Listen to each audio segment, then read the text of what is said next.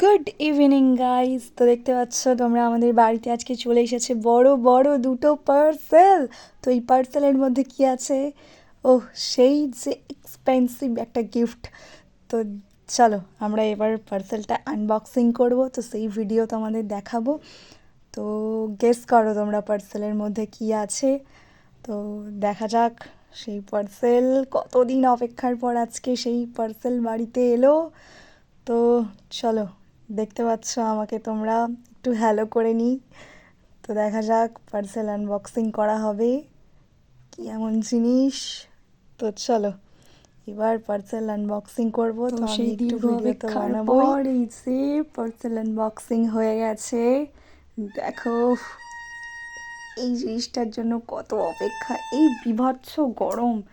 ওহ, তার মধ্যে যে কীভাবে দিন রাত কাটিয়েছি তার কোনো ঠিক নেই। কত দিনের স্বপ্ন আজকে পূরণ হচ্ছে, থ্যাঙ্কস গড। এসিটা খোলা কমপ্লিট, তো এটা ঘরে সেট হবে। এবার দেখতে পাচ্ছ এসির ফ্যানটাকে খোলা হচ্ছে।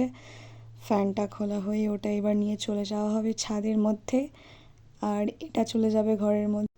অবশেষে হাতে আমার রিমোট, আর এই যে কুলকুল ঠান্ডা হাওয়া। ওহ, ধন্যবাদ ভগবান, আনন্দে মনটা আমার পুরো নাচছে।